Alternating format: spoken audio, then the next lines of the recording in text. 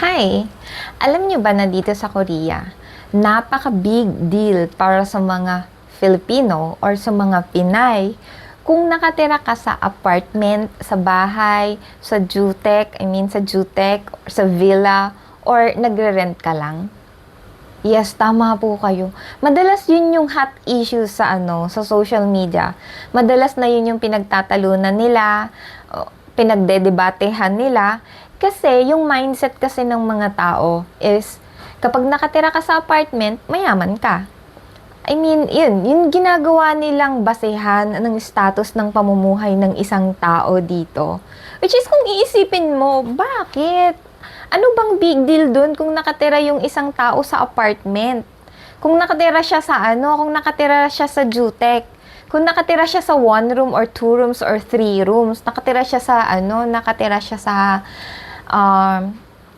mga villa, ganun. Ano bang epekto nun sa pagkakaibigan nyo? Bakit ganun? Minsan kasi, alam mo yun, nakaka-offend yung ganun na Ako na-experience ko na yan kasi. Alam mo yung first time mong ma-meet, ang unang tatanong sa'yo, saan ka nakatira? Nakatira ka sa apartment? Pang-ignorante, no? Nakatira ka sa apartment? Ilan yung kwarto sa bahay nyo? May elevator dun sa bahay nyo? Yung mga ganun na tanong, para lang tangi. Parang tangi. Hindi naman. Hindi ko lang talaga Hindi ko lang talaga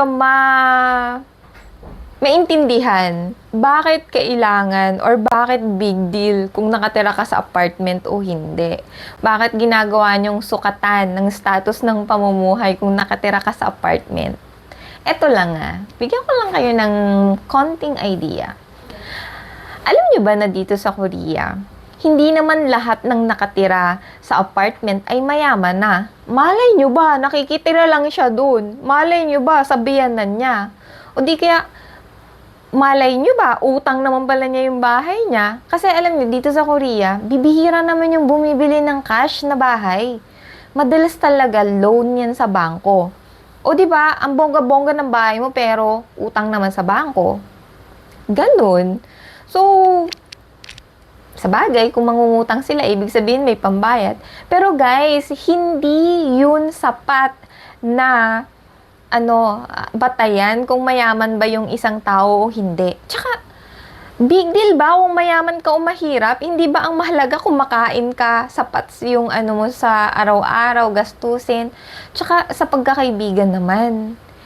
Hindi naman big deal kung nakatira ka sa apartment or kung mayaman ka, 'di ba? As long as okay naman yung trato mo dun sa mga tao, okay yung pakikisama mo.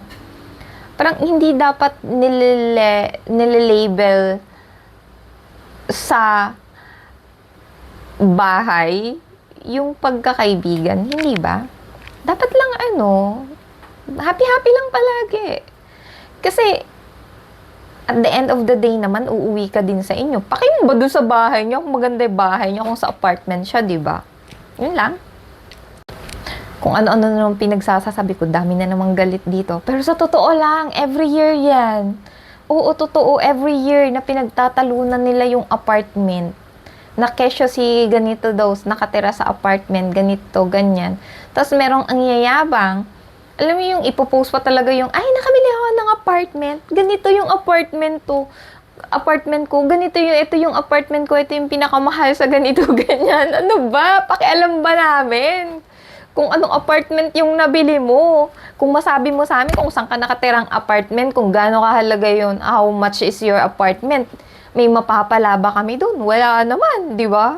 Mabuti kung pag sinabi mo sa amin na yung apartment mo ay doon, pahihiramin mo kami ng isang kwarto. Or di kaya yun na yun. Ayan guys. Another day, another story. Ginaya ko lang Another POV. Arte mo, Ashley, to. Sige na, bye.